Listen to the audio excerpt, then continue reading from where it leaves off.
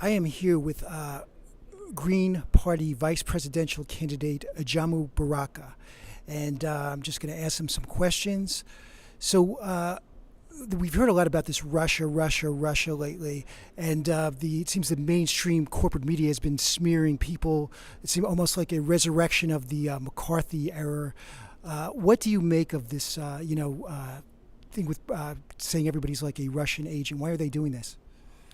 Basically, they want to try to constrain and constrict the scope of information and analysis that are exposed to the people in this country. They want to control the discourse by controlling the information and to, in essence, almost criminalize opposition.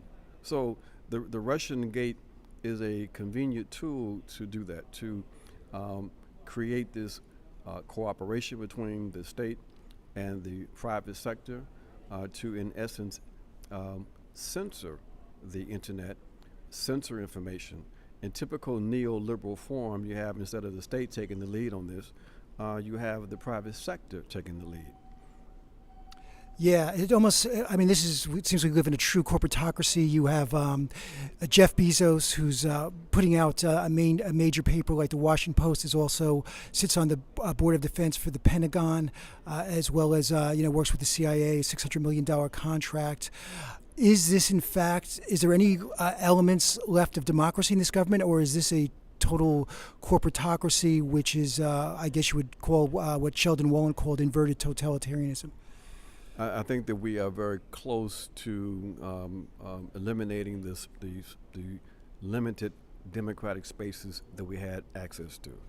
And I think that this last push, being led primarily by liberal Democrats, what I call the liberal totalitarians, are making it very difficult for us to, in fact, mount an effective opposition within the framework of already existing institutions and the so-called democracy. So this is an assault on democracy. There's no question about that. And that's why we have to push back on it.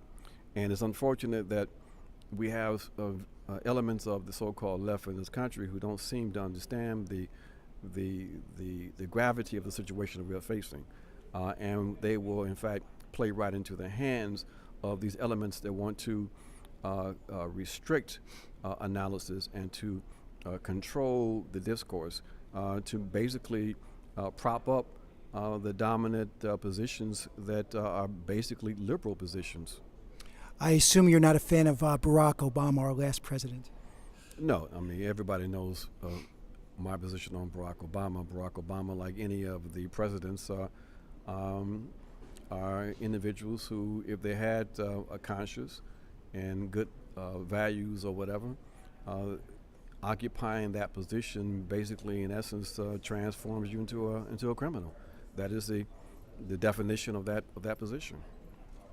Yeah, absolutely. And what do you recommend people do now to fight? This is such a powerful system. It has all global finance behind it, a military-industrial complex, the police state. How do we as citizens oppose such a powerful and authoritarian system? We have to organize ourselves. So we have to believe that we can, in fact, make a difference. That an alternative is, in fact, possible. So we have to not accept the system as it is today. We have to get down to the work of organizing people block by block, city by city. We have to believe in the potential of the people, and that's the only formula that we have for social change. So it gets back to the basics. It's up to the human beings acting as a collective unit to come together for a greater vision. That's what it's all about. And that's what we have to remind ourselves of with all of this new technology and all of this, that in essence, organizing is the same old formula, person to person, block to block, city to city, building from the bottom up. Very cool. Well, thank you, Mr. Baraka. I really appreciate you taking the time to answer these questions. My pleasure. Thanks.